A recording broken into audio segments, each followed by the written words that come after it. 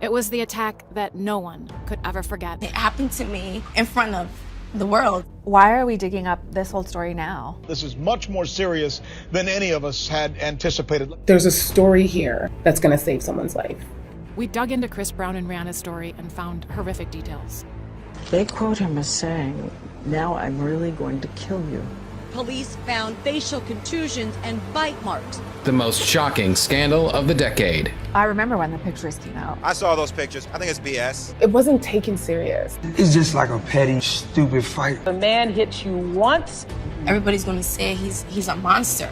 he will hit you again. What if I am supposed to help him? She's sending the wrong message to the young fan. Now they're victim blaming. It was embarrassing, it was humiliating. The tabloids were going crazy. Chris Brown and Rihanna. Chris Brown and Rihanna. I was more concerned about him. Rihanna was aware of Chris's past. We have just received some of the actual filing documents. It was ugly. I have some things that I think will really shock you. This happened to me, and it can happen to anybody. This is the real-life story behind the tabloids. I caught him in a lie, and he wouldn't tell the truth. His back was up against the wall. It escalated into him being violent towards me. He had no soul in his eyes. It was ugly. The crazy thing is that after this, she actually went back to him. She went back to him? A couple of weeks later, Why would she go back to him? the only way we'd really be able to understand that is if we kind of take a look back at their relationship and how they actually got started. This kind of gives us a look at the beginning of their relationship. Rihanna and Chris went public towards the end of 2008. They're at award shows together. They seem happy, but the reality was very different. To fall in love with your best friend, It was no other feeling like it. Our power that we had at that age, it was dangerous. the more in love we became, the more dangerous we became for each other, equally as dangerous. Dangerous how? Well, the night of the assault, Chris and Rihanna were spotted at a pre-Grammys party. Where did it come from, that moment in the car? So driving back home, Rihanna sees a text in Chris's phone, and it's actually from his ex-manager. And it's reported by the police that a text was from a woman who Brown had a previous sexual relationship with. So he had a relationship with his ex-manager. That is what was in the police report. She sees the text message, they get to arguing, and then the assault happens. Award nominee has just posted bail on criminal. He's in a lot of trouble right now. Chris turned himself in, and then the media goes crazy. I remember when the pictures came out. They were leaked. It really kind of shows how significant this assault was. But for some reason, it wasn't taken serious. Beat a bitch down. If you name Chris Brown, beat a bitch down. How can you make fun of her for something so traumatic? People were making all these jokes, but the police report shows the severity of what happened. He shoved her head against the passenger window. When she turned to face Brown, he punched her in the left eye. Rihanna's mouth filled with blood. He bit her left ear. She tried to call her assistant for help, and he said, "You just did the stupidest thing ever. Now I'm really gonna kill you."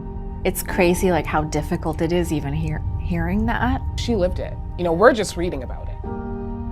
Nobody felt what I felt. It happened to me, and it happened to me in front of the world. It was embarrassing, it was humiliating, it was hurtful. I lost my best friend. Like, everything I knew switched in a night. It became a circus. Star magazine stated, "It's not just because she's hopelessly in love with him, it's also because she provoked the attack." Now they're victim blaming. Let's call it what it is. A fan commented on MTV News, "I don't think Chris would just hit a girl like that. She had to do something or say something out of the way for him to really hurt her."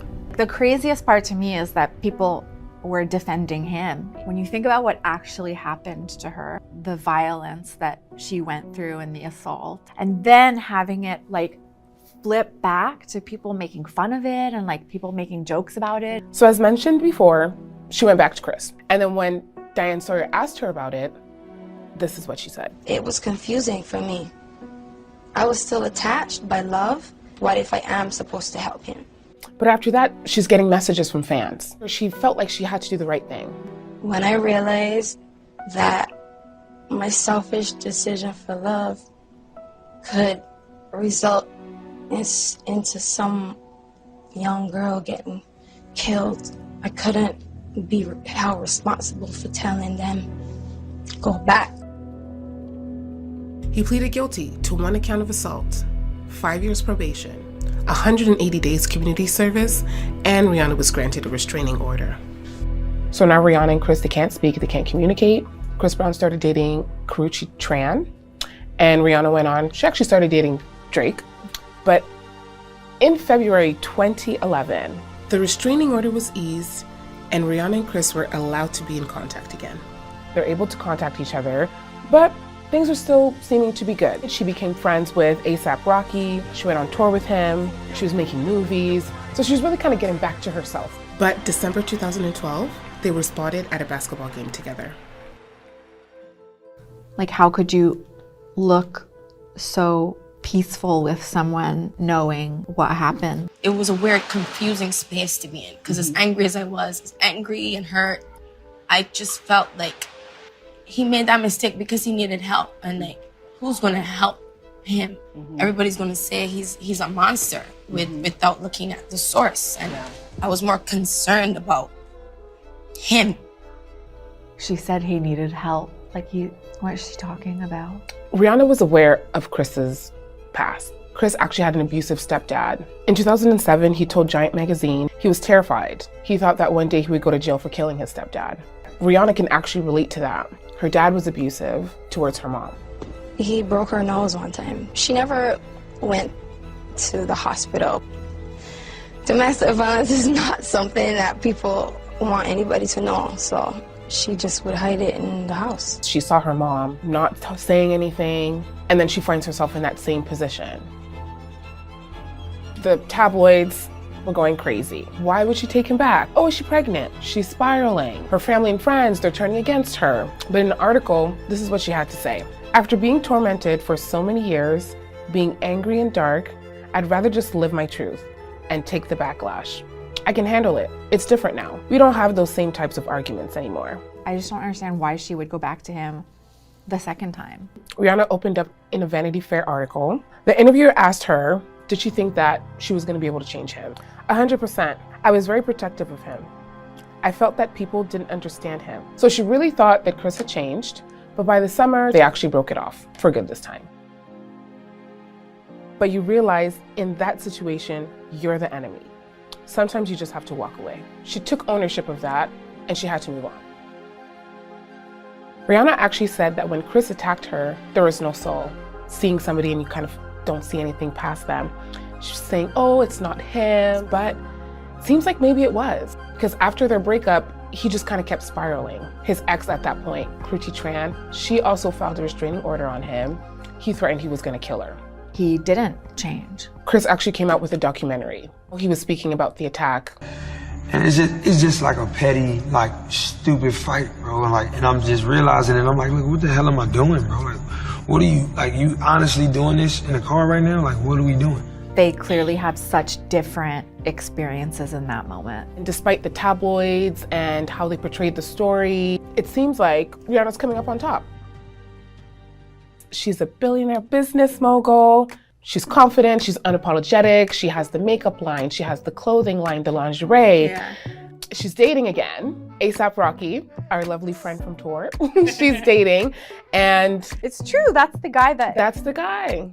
It's so well-deserved. After 10 years, yeah, they are having a baby. She's living her best life now. Living her best life. And the Rihanna that we love. Like, look how beautiful amazing. She looks. Oh, she's like glowing. Yeah. It's never too late to make that change. She broke the pattern